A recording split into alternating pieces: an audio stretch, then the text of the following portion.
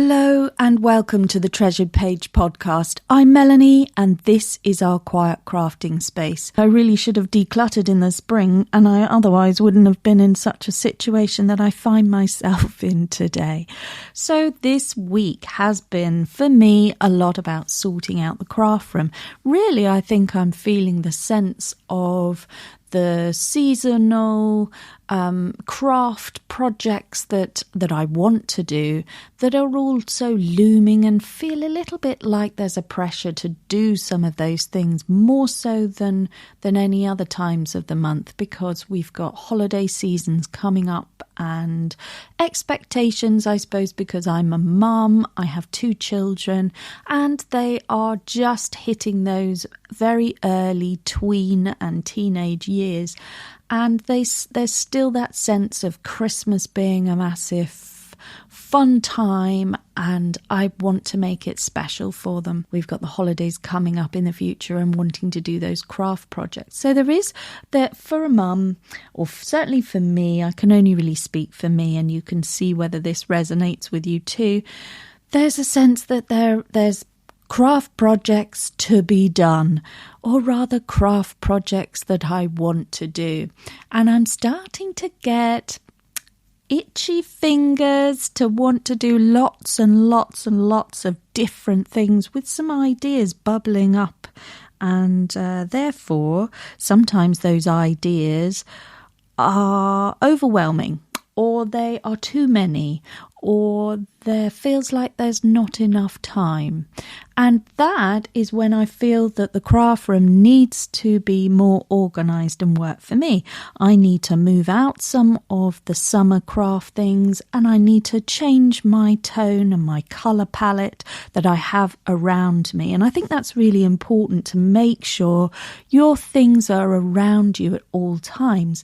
So when you are sitting in your craft chair, at your craft desk, or if you've got a table or a tray or wherever it is that you feel comfortable to create, you need to have the things around you. And I do say it a lot, and all crafters will agree that if you've got the things to hand, you're more likely to sit and relax and play and have a go. And that's where the creativity comes out and you're able to discover new ideas and techniques that you perhaps hadn't played around with before. So having the right colour tones and the right colour palette, the right things, I think is really important.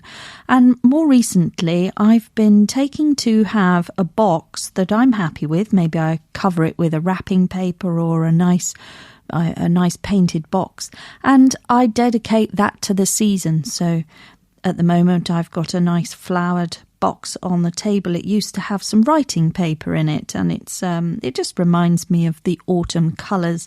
There's darker background and then there's reds and yellows and oranges. So that I've said to myself, right, I'm having that on my craft table and I'm only putting things in there that remind me of the warmth and the orange glow that is autumn as the sun sets and just lights up everything in a very, very different light, a light that you will only see at this time of year. And that's special because as an artist or a creative person, I do look at the light and it is important, and I think a lot of us are affected by the light and the seasons. And when we haven't got enough light, that's not as inspirational or inspiring as when we see a blue sky and a bit of sunlight coming through. So when it's thick cloud, you can sometimes feel under the weather. You feel heavy. There's an oppressive feel to certainly living in the UK, where you feel the weight of the clouds, and that sometimes affects the mood, and that in turn changes how you create and craft. So I'm very affected by the weather. That's why I like to have my craft boxes with all the different themes and seasons to hand. So my latest trick is to have a dedicated box for each season. And what I want to do is have that stored away on a shelf. So I have my autumn, my winter, my spring and my summer. I'm keeping it very simple, and I'm just going to have 4 containers. That could be a shoe box, it could be a dedicated box that you've bought, it could be one that you've made and decorated yourself from old packaging, but you've maybe put some colour tones that remind you of that season. And then when I am clearing out and changing things within my crafting space and going through, because I have a bookshelf, I have 2 cupboards, and I have storage boxes that are under my craft table.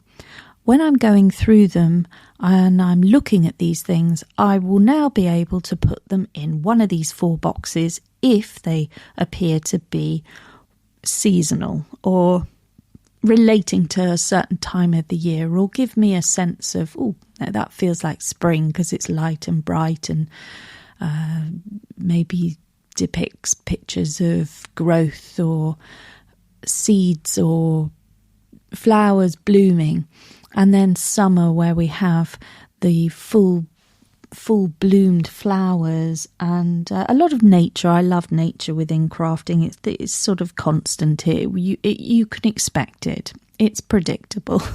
We know where we are with the flowers most of the time. Sometimes they come up at odd times when it's a bit warmer and you still think, oh, I've got flowers in the garden that are still going. Roses are blooming. What's happening? It's nearly November, and there we have it. A beautiful white rose in the garden just to surprise us.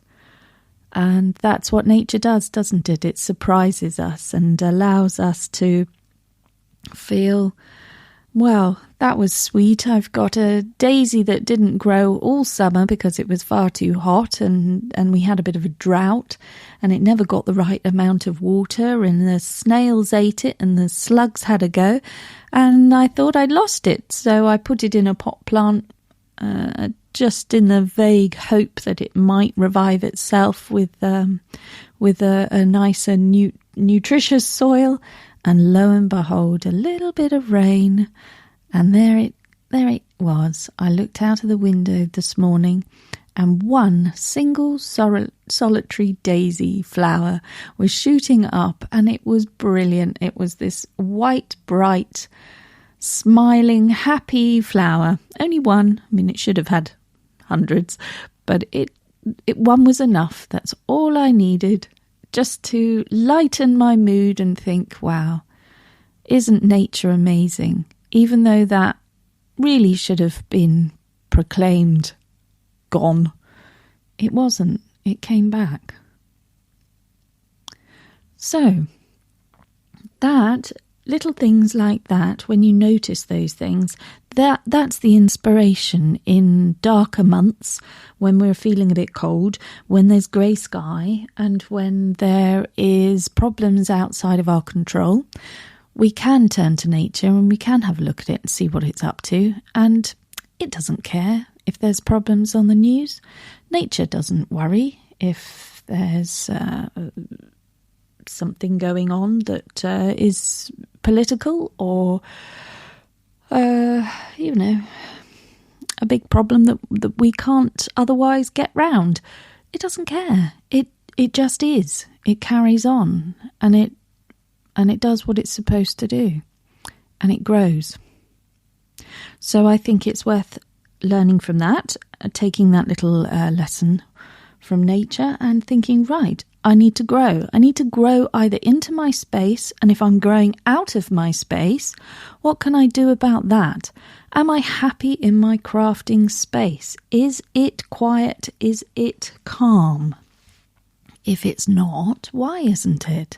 Is it chaotic because there's so much stuff? Is it piled up because you've been hoarding things? Do you look around and you think, I'm not inspired here, I can't see the wood for the trees because I'm surrounded by packaging papers which I thought I was going to do something with?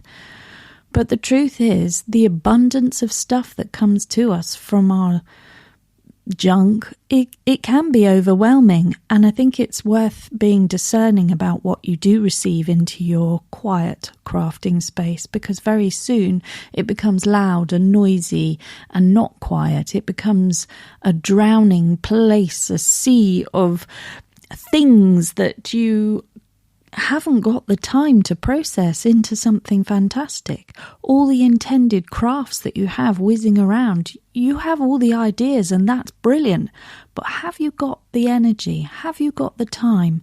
And does your creative side need to be making that amount of stuff? Because quite frankly, I'm overwhelmed with what I bring into the craft room, and I'm quite mindful of that. And even with my mindfulness of bringing stuff in, I'm surprised by how much I actually still have.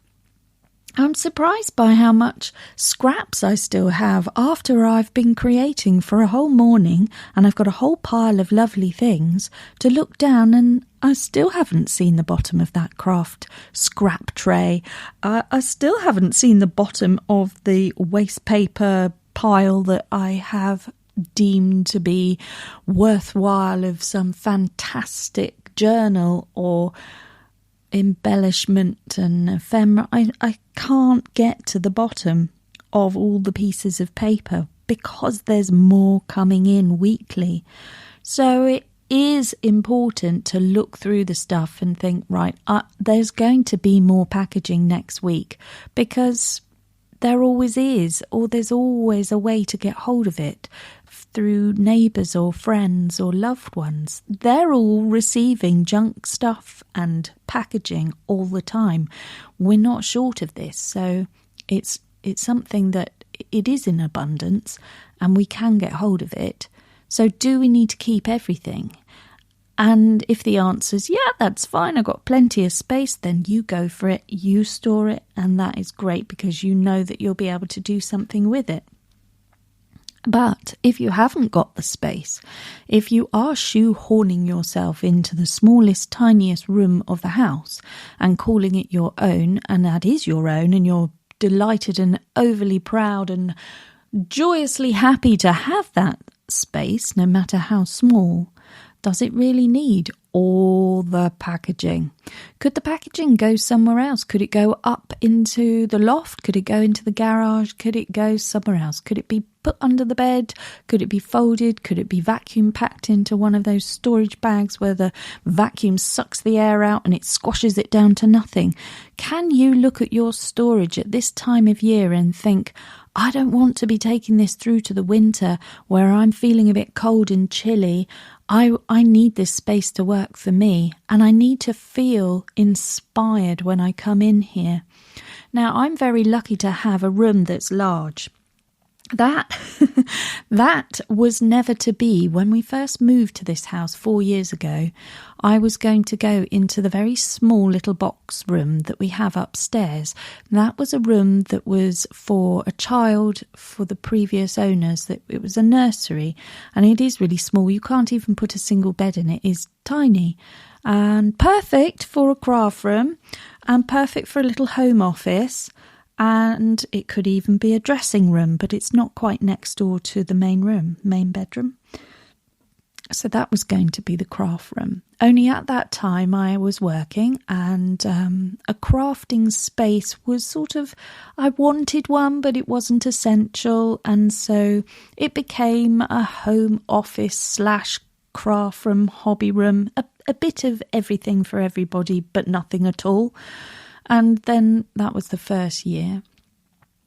And then the second year we decided that it was going to be storage, and we got wardrobes and created storage for overflow clothes and blankets and linens and duvets. And we're only a family of 4. And at the time we had a cat, which arguably did take up a lot of space with all her beds and places. And the room just wasn't going to work out to be a craft room because it was being everything else to everybody else. And that's, I think, it's really important. What's your craft room like? Is it something else to somebody else? I mean, mine at the moment is supposed to be the guest bedroom. But It's supposed to be our spare room for guests, and it's supposed to be, in its design, was an old dining room. Now, I live in a 1930s house designed, but the previous owners put an extension on the front of it, so there's a large kitchen dining area. So we don't need a dining room, and this could be a second sitting room. But there is a little sitting room that suffices off of the kitchen, and everybody likes to go there. So this room wasn't really being used. And it is supposed to be a guest bedroom because there's an ensuite bathroom off of it. But we don't have guests here that often. I mean, we do, but not that often. So the amount of people that have actually stayed here, I can count them on one hand, because we had the lockdown and we weren't having people here. So because of the lockdown, the little upstairs tiny room, which has now become storage and a home office for my husband, is now what it is. The downstairs room wasn't being used. So in lockdown, it was a perfect excuse to go, no one's staying, I'm claiming it. And I did, and I claimed it, and I've claimed it still. Well, people could stay here. There is a sofa bed that could be pulled out. But I think it's important to acknowledge, what is your room trying to be? Is it a craft room, or is it trying to be something else?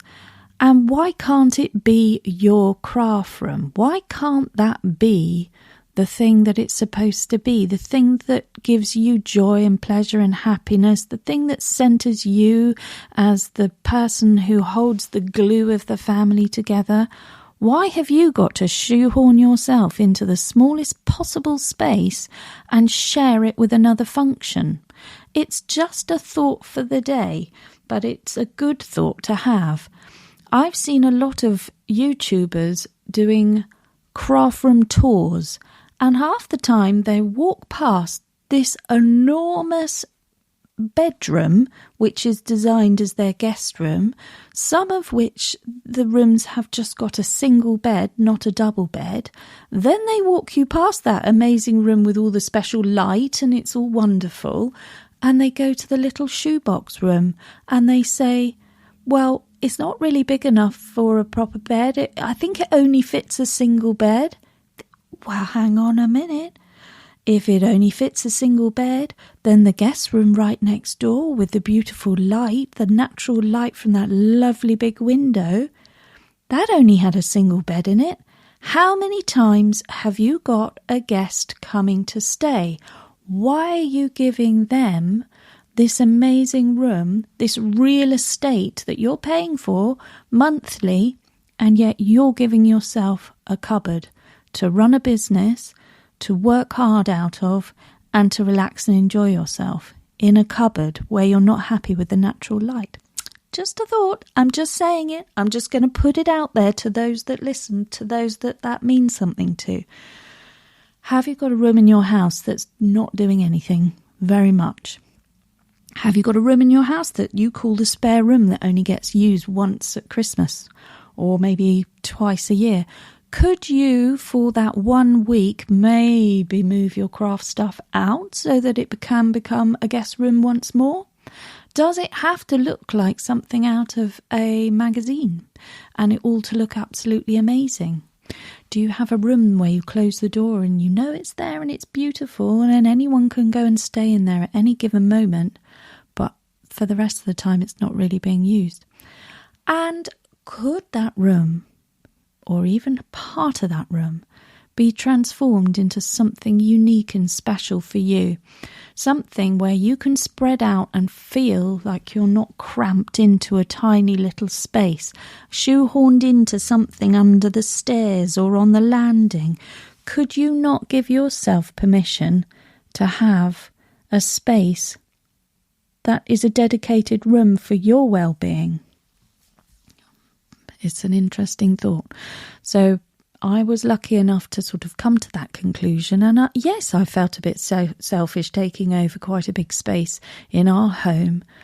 But great things have come of it. I'm able to sit here and I'm able to create and come up with some ideas. We now have a podcast going. We have a YouTube channel. we're spreading the love, the joy, and we're inspiring others. That's all come because I have a quiet crafting space with which to breathe and move. And if anybody wanted to come and stay for several days or over a weekend or over the holidays, they can do that because there is space here. But for the rest of the year, it's mine, all mine. And that isn't for everybody, because I know not everybody has the space, but there are a few of you out there that this will mean something to, and it might just be that, hang on a minute, why am I in the smallest room in the house when I could take over something else? And it's a naughty little thought, isn't it? What could we take over, infiltrate, and turn into an amazing crafting space? And why do we feel guilty or maybe perhaps a little selfish about that? Is it not our home? Do we not clean it, look after it, help pay the bills, or certainly support the bill payer? I think so. It's worth a little thought there, ladies and gentlemen. It's worth a little thought. But if it's not possible, and it's not something that you can strive to, and perhaps you've been living in your house for such a long time, and maybe you could consider a move. And when you consider a move, could you consider a move with the craft room? It's just, those are thoughts to give yourself permission. I mean, why aren't you allowed a space? Make yourself a space, a quiet crafting space, and then start creating and feel better for it. It gives you empowerment, it brings joy, it brings mental calm and happiness and peace. You're allowed to think thoughts from beginning to end, and you can create and bring others happiness and be supportive for others, not just through what you will give them from the things that you make, but from your general demeanour of being able to slow down, calm down, and offer something more from a centred, quiet place within yourself, because you are sound, you are sorted, and you know how to work things out because you've given yourself the time to meditate. It's meditation time. It's a different way. We're not all closing our eyes cross-legged and sitting on top of the mountain. We're either painting a mountain or stamping with a mountain or using colour that makes our hearts feel lighter. And it's a way of releasing energy, creative energy that otherwise gets pent up. And if things get pent up, we usually get ill or down or feel sad. And we don't want that. We don't want to feel under the weather, metaphorically, when we've already got the weather to make us feel under. So don't double under the weather. Make sure that you've got your space and that you're happy, so that when things hit you, such as the weather, or things that are outside of your control which threaten to bring down your mood, you've got a place to retreat to refresh, to revive, and to create something that sets you up again, pulls you back up, makes you feel amazing, and takes you or transports you to another place and time. And I've never found a craft that can do that until I discovered the junk journaling. And playing around with literally anything I want to play around with, and giving my permission, giving myself permission to do that. So there's a thought for the day. There's all harping back to the space for you, permission for you, creating time for you, but also organising things for you.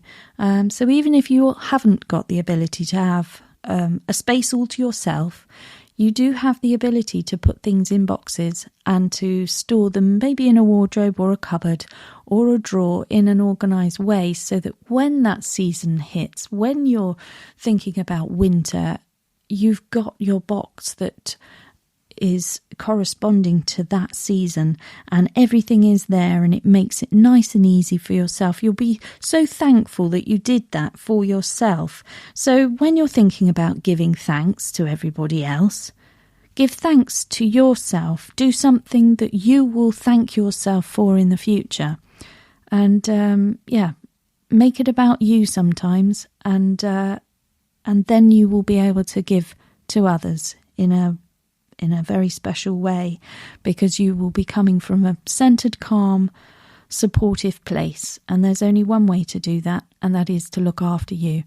So there we go, guys. That's the message. That's the little craft room mantra and thought for the week. I shall be back on Thursday, and I hope that you have a wonderful week creating wonderful things in your quiet crafting spaces.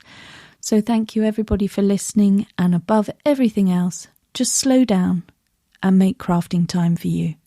Bye-bye now.